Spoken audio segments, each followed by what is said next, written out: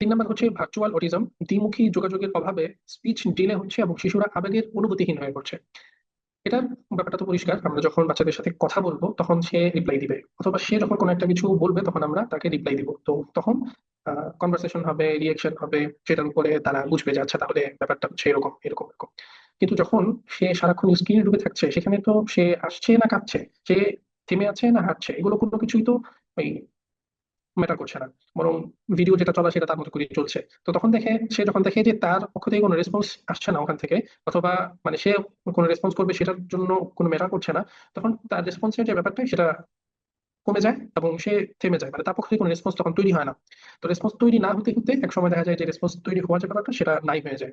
এবং তার অনুভূতি যেহেতু ম্যাটার করছে না সেই ভিডিও দেখার সময়, তখন যার কারণে তার অনুভূতিটা প্রবল হওয়া অথবা না হওয়া, হাসির অনুভূতি হওয়া, কান্নার অনুভূতি হওয়া, রাগের অনুভূতি হওয়া, বিভিন্ন ধরনের অনুভূতির যে রিয়েকশনটা আসার কথা তার অপোজিট থেকে, সেটা যেহেতু আসছে না, তো ধীরে ধীরে এই অনুভূতির ব্যাপারগুলো কমে যায় এবং সে অনুভূতিহীন হয়ে পড়ে।